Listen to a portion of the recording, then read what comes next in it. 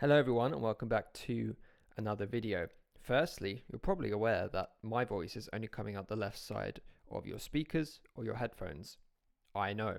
I cannot seem to figure out how to get my microphone recording all at the same time as recording the audio from Logic to come out of the right side of the headphones at the same time. Don't worry, the Logic sound will come out through both, but for some reason my voice is only coming out the left. If anyone has any ideas as to why this is happening, please let me know. I will find another solution going forwards because I know this isn't ideal. But anyway, that hopefully it's still bearable for today's video. So apologies in advance for that. I am working on a fix for it. But what are we looking at today? Well, what I thought we'd look at today is some of the music from the first film of The Dark Following. I'm currently working on some tracks for The Dark Following 2, but for me, I kind of need that visual reference there. I need the scene sort of ready to go before I can really actually write to it, as opposed to sort of writing the other way around. You can do it in all sorts of ways. In the film Joker, they wrote the music first, they had that written, and then they built scenes around the music, which is absolutely a way that you can create it. But for me personally, I like kind of establishing a sense of tone to edit the scene to, and then really going in and hitting those beats in line with what you're seeing on the screen. So that's how this piece of music was created. Now, this bit of music matches the escape sequence from The Dark Following 1, where Adrian and Jamie are running away from the facility back to the ship, and they're running through the woods, and the explosions are going off. And as you can see, I've got these different markers up the top here, which kind of mark those key bits that happen. And it was all about just going in and mixing around with the edit and having the edit up on screen, as well as changing the tempo of the track to match with what was happening and make sure all the timings fit. I just wanted to show you, because I use a lot of the same sounds throughout the soundtrack to give it that consistency. Obviously, if each track was completely different instrumentally and tonally, it wouldn't really be a soundtrack, it'd be a mixtape or compilation of different sounds. So I would go through each song and take those core sounds that I would create, and that's why you get that sense of consistency throughout the entire film.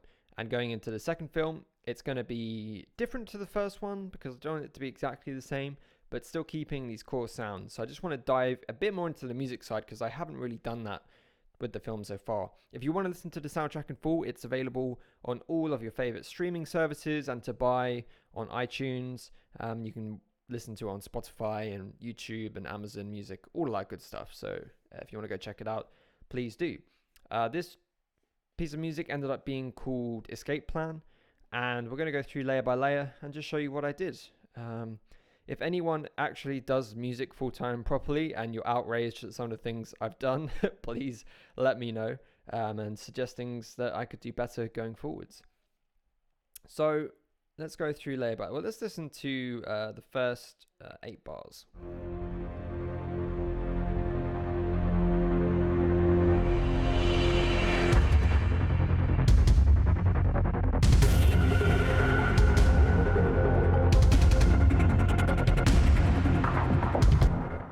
Cool. Okay, so as you can see, there's a lot happening, different layers. There's that mix of orchestral sound mixed with the more technological synth sounds, which is what I really liked. Originally, the soundtrack was going to be much more synthy, much more techno almost. But Ryan and I spoke about it a lot, and he, I mean myself included, but he was the one who led me more to the more traditional orchestral approach. And I am glad that he did, because a lot of my favorite soundtracks feature that more heavy classical orchestral approach to it. So right at the top, let's start with the more of the melody side of it. We've got these 4 synth layers which are carrying us through on the high ends. And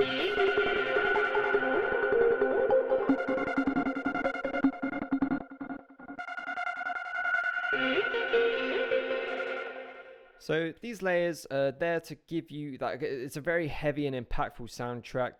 Very like almost because the idea is that they're running away. So the drums, which we'll get to later, keep that pace and intensity, but it's this very high pitched sounds that are coming through that imply that sense of panic and almost terror. They're almost horror sounds, really, if we go into it. This voice bass in particular. It's quite a creepy sound, and I like the idea that that was just coming in every now and again to just imply that they should be getting the hell out of there. These two layers here, the Stomping Ground and the Raindrops, are actually just these preset loops. And what I've done with them is apply a step effects, which step effects is my absolute lifesaver. Just go on and you can apply all these different filters and presets. My favorite one is Deep Space, and it just changes what would be if we just take this on its own. Without that Deep Space step effects, we get just this, which sounds, it doesn't sound very great, but you put that Deep Space effect on it and suddenly just blends it into the mix a bit better, gives it that reverb, gives it that that stereo sound as if it's coming in and out, just does that all for you, which is really great and helps blend it together with the mix a lot better. So you'll see that that step effects is applied to quite a few layers here, and that's just to help blend everything together a lot nicer. And you can duplicate certain layers so that sometimes they sound fuller and sometimes they sound a bit more direct in where they're pointed in the left to right panning. So there are kind of synth sounds that are putting us through. On a bass level, what have we got here? So we've got this sound with the different bass layers.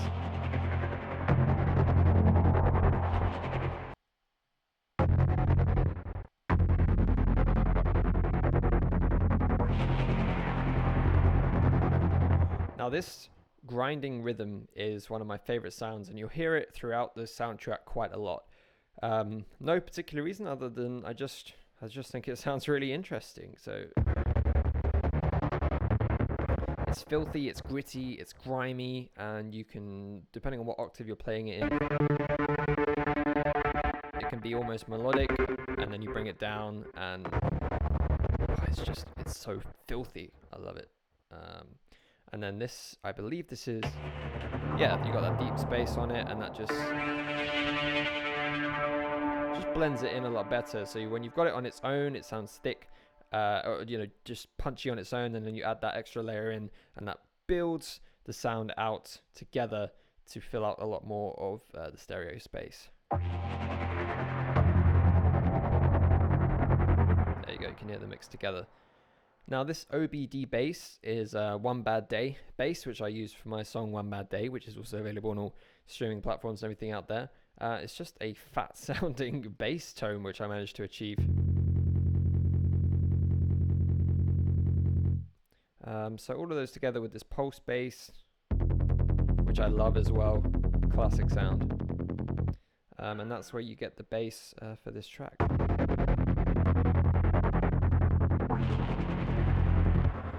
Now, we've got through the more electronic stuff. Let's get into the classical sounds. And again, the French horn is something you hear a lot throughout the soundtrack. I was very much inspired by the Joker soundtrack and Chernobyl from last year when I was writing this music. And that featured a lot of horns and a lot of strings that weren't so specifically melodic, but they were much longer and extended in their sound. And they were very powerful, and it almost sounded like they were crying or that they were droning on, and I really loved that sound. So what I did was I just took the basic standard French horn sound in Logic, and that's the thing to note with all of this is free with Logic. There's no external plugins used, anything like that, any fancy stuff that's bought separately. It's all just created in Logic itself. So all I did was take this new Chromaverb reverb plugin that they've added that and just changed it to Cathedral, basically, as big as bad as you could get. Put it on the French horn, and without it, you just get this sort of sound.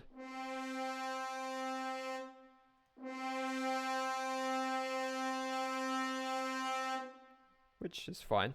But then you add this Chromaverb to it, and just lasts that little bit longer, that little bit extra, and just makes it feel more epic, So if we bring that down as well in the octaves to that lower scale, and even lower than that, really cool sounding effect. And I use that to build a lot of the songs around to create that atmosphere and that tone. Cinema strings again. So actually for the Dark Following 2, I have invested, actually Ryan invested in a new sound system, or a new set of sounds, Albion one, which I'll get into more on the second soundtrack, to get a higher quality string sound. But I think I managed to get a good sounding, a good set of sounds from the strings, default strings in Logic for this first film. And all that's happening there, we've just got your basic cinema strings. It's very quick, high velocity, and they've all got that staccato articulation on there for that quick and punchy sound, as opposed to the more drawn out legato sound which the French horns have. And it's just that punchy little melody in there to help increase that sense of pace and energy throughout the song as it builds. And you got 3 at a time before leading into the building melody, which accompanies the song multiple times throughout, and we actually end on that at the very end of the song as well. So that's the strings there. So all together, with just the synth and the orchestral instrumentation here for the main melodic side of it, this is what we got at the beginning there. Oops. Put that step effect. See how terrible that sounds without the step effects. All right.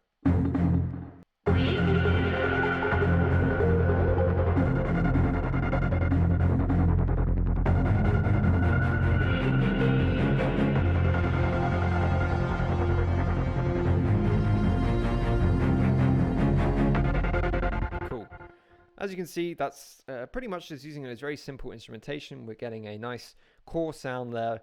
It's just mixing between what's coming through when the melodies are playing. And it's just watching the film back, relating to the scene, what was happening, when to draw instruments in and when to draw them out again, and playing a lot around with the volumes of certain layers as well, just to make sure that it's not overpowering all the time. And then we come down into the this little intro bit that I had here, which is made up of a few different sounds, again with the choir, organ, strings, with that traditional sound, but this very cool Blade Runner sound. Now this is originally what a lot of the soundtrack was going to be like, was this sort of, actually let me take the that step effects off. Yeah, see, it's as you can tell, I mean, I've literally named it Blade Runner Brass. If you've seen the latest Blade Runner film, Blade Runner 2049, you'll notice that Hans Zimmer used a lot of this sound, and I really loved it, and I wanted to try and replicate that.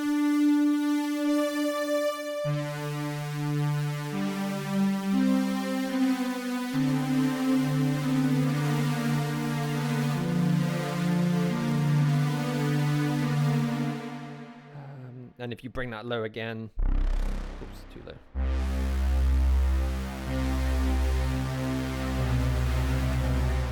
Just a nice sound, but I didn't want it to overpower this album, this soundtrack with that synthy sound. I like the orchestral stuff, so I did switch to a lot more of the French horns. So basically, when you're listening to the soundtrack, originally a lot of what the French horns turned out to be were originally this Blade Runner brass with the step effects applied here. Just for this song in particular, to keep that pace built up, which all it's essentially doing is just increasing the speed at which the notes are playing. Instead of them drawing out just one at a time, we've got them bouncing around a lot more like that, just for that pace. Now, drum-wise, again, going into the second film, the drums are going to be improved massively. We've got an actual proper library of real drum sounds coming in. But for the first film, I didn't have that. So how did I get around this problem? Well, all I did was just take some stock sounds of drums and car doors, basically, and mixed them with a lot of the basic instrumentation that Logic already has. So let's listen to the drums as the actual drum kits themselves.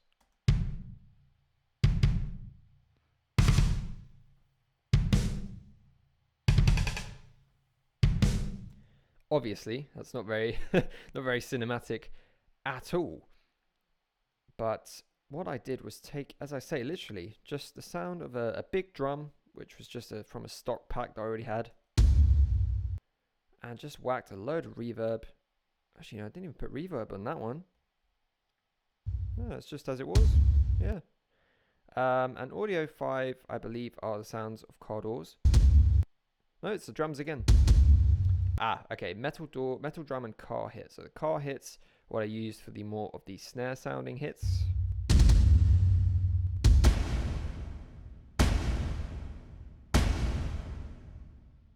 Just with a load of chroma reverb on that as well. So that mixed with the original drum sounds, and the snares suddenly become a lot more impactful and filling. I also like using these boomer sounds as well. Okay, boomer. And what they do is just, again, fill out that reverb, fill out that space.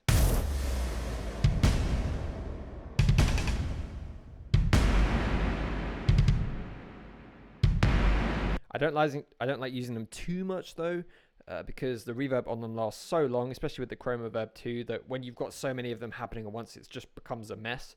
So they're more for the bigger impacts. And also with music, you need to have that bit of dynamic in it as well. If you just have every single bit of the entire song punchy and powerful and in your face and over the top, then it starts to become a mess, and you stop taking these little moments that you can put in there as you don't get them basically. For example, here with this chamber choir, there's a bit where are we going?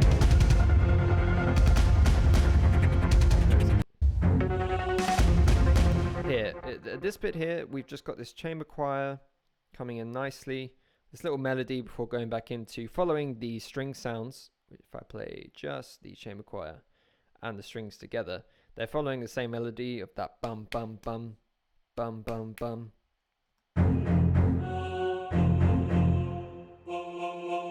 Which sounds kind of funny on its own.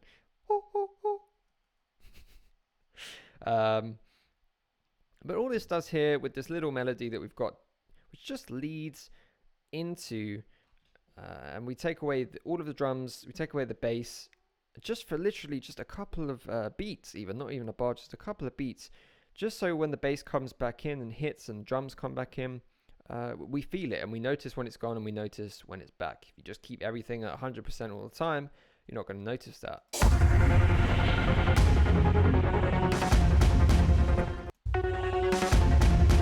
Just notice that little bit of difference it makes, just taking out that bass there and all of the drum sounds and then bringing them back in to hit. So that's it. And I worked on that core, that sound, that 1 2 3 1 2 3, just to build through, just keep that pace going throughout. So they're the drums. If I play all the drums together as they are, okay, well, let's do these other bits as well. So lastly, just these pre-made preset loops that again you just find on the loop section in the beats area. Just these like gated noise effects, just to keep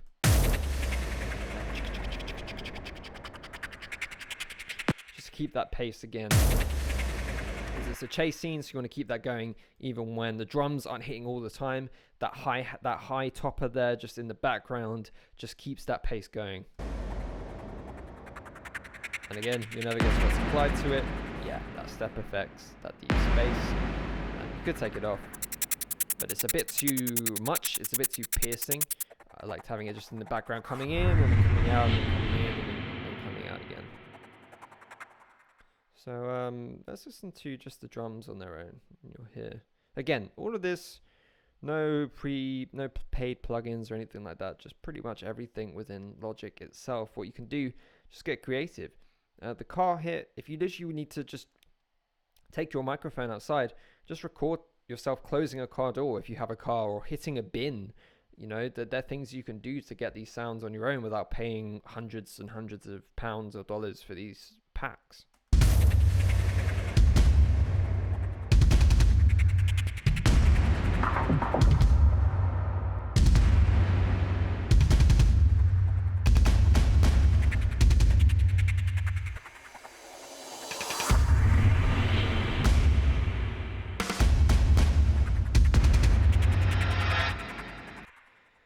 So that's kind of it really for this song.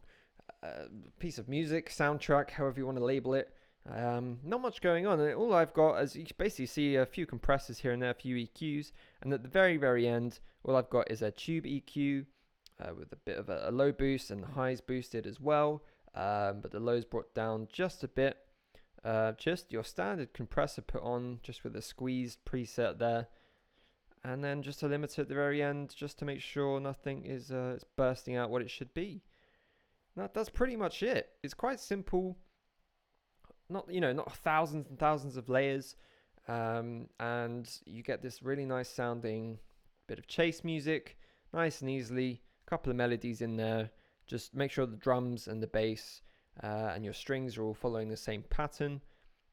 Or there's definitely a bass layer there for them to follow, and then adding your little melodies over the top with the higher layers, and that's it. So that was a look at, God, what's it called? Escape Plan. That's the song, Escape Plan, for the Dark Following 1.